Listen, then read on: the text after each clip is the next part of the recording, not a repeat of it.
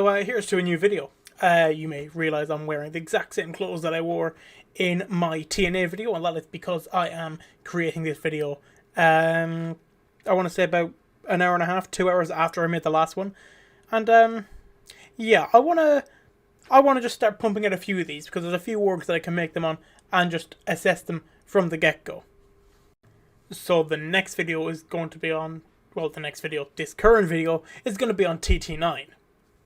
So let's give a quick rundown. TT9 are a team based out of the United Kingdom, and one thing you'll know from the outset is that they have an awful big roster. A massive roster at that. Okay, let's look at it here. I see here, I'm looking, can I swap my screen here? I'm pretty sure I can. Excuse the transition, folks, that is my Chili Racing League logo, well, stinger.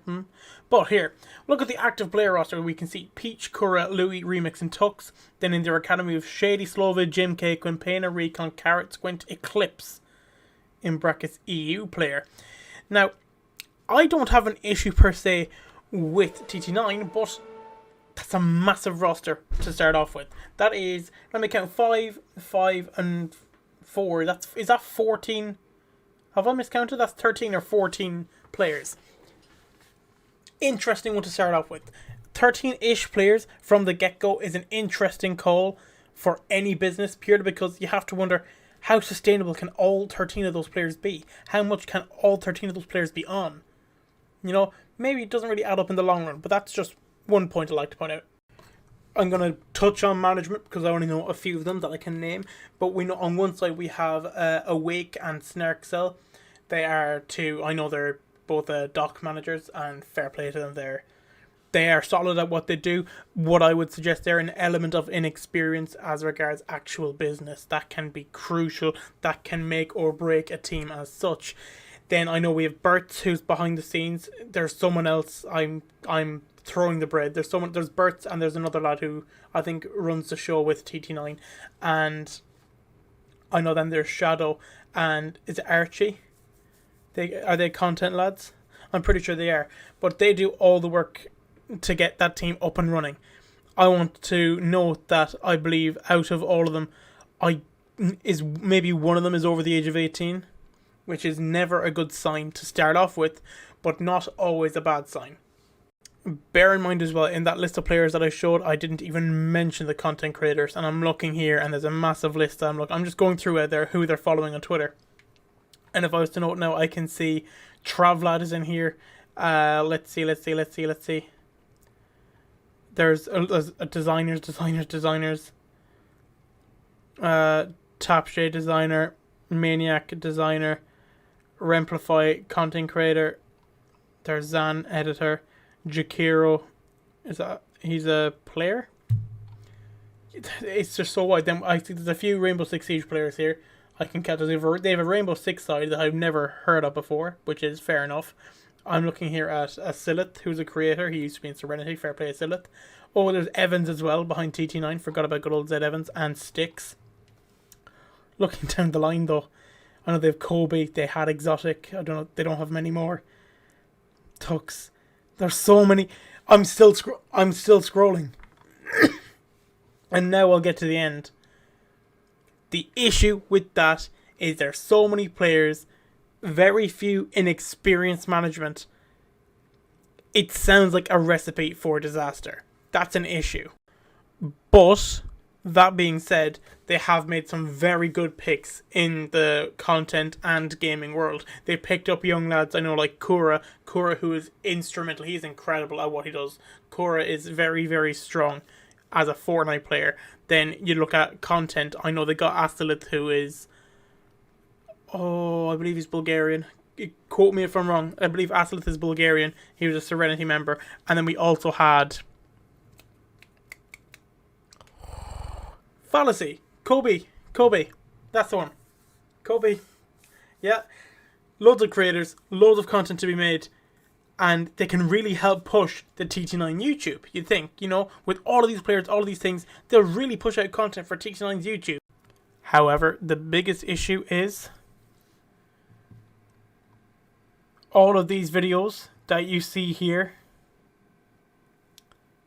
all strictly game. Maybe there's a highlight video, a Team Taj I can see here, introducing a Rainbow Six side, another introducing of a Rainbow Six Siege side, hide and seek with Astalit, and not a bad idea in principle, but it's not building that engagement.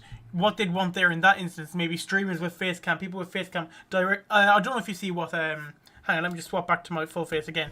I don't know if you ever get to see what happens with the NRG videos, but sometimes it's Grady. Grady will address the camera. He will be talking to people. He's getting that community to build up. He's talking directly to them. He's getting everyone around them paying attention. All eyes are on him when he talks, when he explains what's going on, what they're going to do. Some of these videos are decent ideas, but it's just, in practice, they're not good content. They aren't building your community. TT9 as it stands might as well just be a money racket. You want a community built around your side. That is so important. And I think that's what they're really lacking. They're lacking identity. That is so important for any esports side. Now for a quick look at their socials, and what I'm going to see here is 13k on Twitter isn't bad for the time frame they've been around, but for the money they've put in, you'd question the growth rate. Because I want to say, for the money that they've put in, I won't give exact numbers. I have a rough idea because from talking to a few people, from getting ideas, I'd have a rough idea of what money they would have put in, and I don't think the money they've put in really reasons with what they've got. It may be a great family feel, but the org needs to keep growing.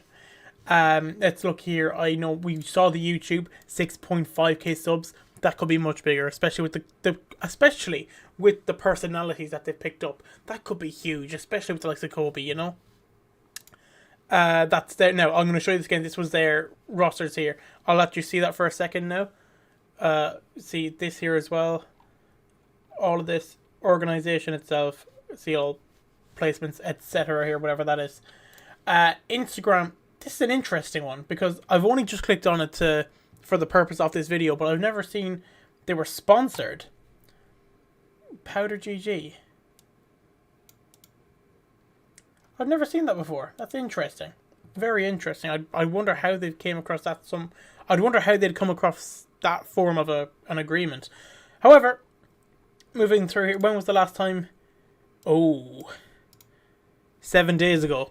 Okay, your socials guys need to pull the finger out. Or you need to get clips from your players fast, because that's not good.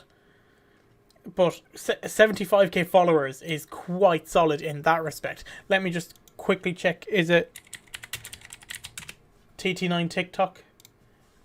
Is that... Yeah, TT9 Esports, TT9... Yeah, okay. I don't know, bros. 11, 21, 21st of November. Socials are really slacking. The socials are really slacking. They need serious work. If I'm going to be honest here. Now, I'll also note as well that TT9 have released an awful lot of their older roster lads who would have been around with the last 2 years. If I'm going to be completely honest, I am terrified, and I mean terrified, for TT9 as a company going into the future. So much money being pumped into this team, and there's so little output. There's so little coming out from TT9.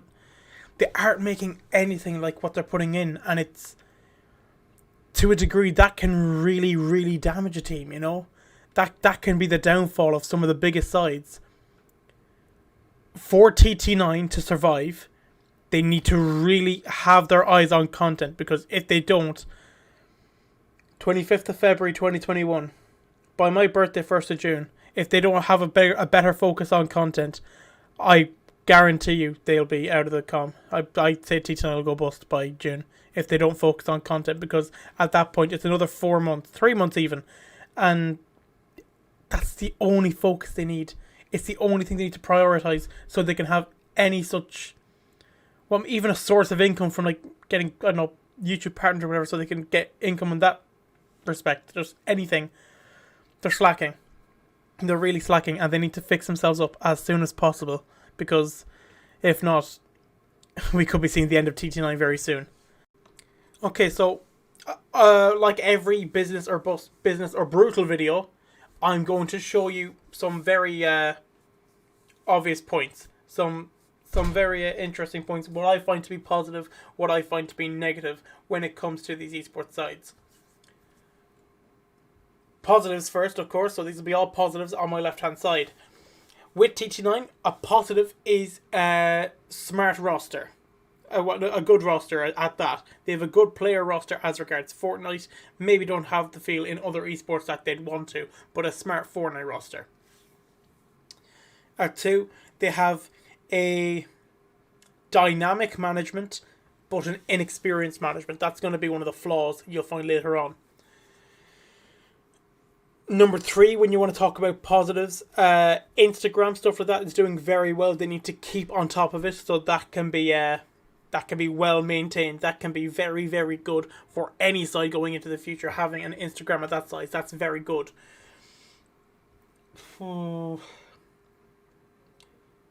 Really, when it comes to teams like that, it's all about the family feel and what makes everyone want to come together. So I'm going to credit Bertz and everyone on that, because they have everyone making it all count. It's Bertz and Luciana, isn't it?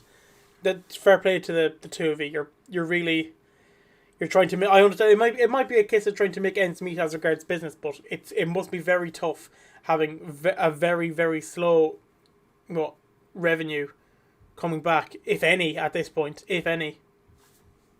So then the negatives, which I find: inexperienced management, overspending, too big of a team at that point. You have too many people within the team to really maintain an awful big team. So inexperience, too much money being spent, management. My other issue then would be really for its sustainability, because I think we could be seeing the end of TT9 if they don't get their heads in order and fast, because they are on the verge of going downhill if they don't make that change. Because I understand an awful lot of money is going in, but not an awful lot is coming out. As regards the business, that is bad. So for my verdict for TT9 has to be brutal. It has to be for the time being. They have to fix up an awful lot, and I know that Bertz, if anyone knows that he can do it, Bertz can. Bertz is a smart young lad. He just needs the right people around him. He can't have yes men. He can't have people just looking for every opportunity to spend his money. What I would do: get experience and find it. Pay well for it, because that experience that you're going to get is going to take you a very long way. Long way. Me throat there, fucking hell. So yeah, my verdict for TT9 is going to be brutal, but with a good in a few months' time, if they can turn things around, we could be staring a business right in the face. So if you had fun watching this video, be sure to like and subscribe. I'll be using, for my next video, is going to be the top comment from the TNA video, but the video after that will be the top comment from this video, which is the TT9 video. Be sure to comment a team that you think I should make a video on, who you think the next video should be on. Who knows? It could be anyone. It genuinely could be anyone. I just hope that TT9 and Bertz can really see the light and turn what is essentially, for the time being, I'm going to call it a very expensive clan into a business. I think that's fair. And a bizzle, boys.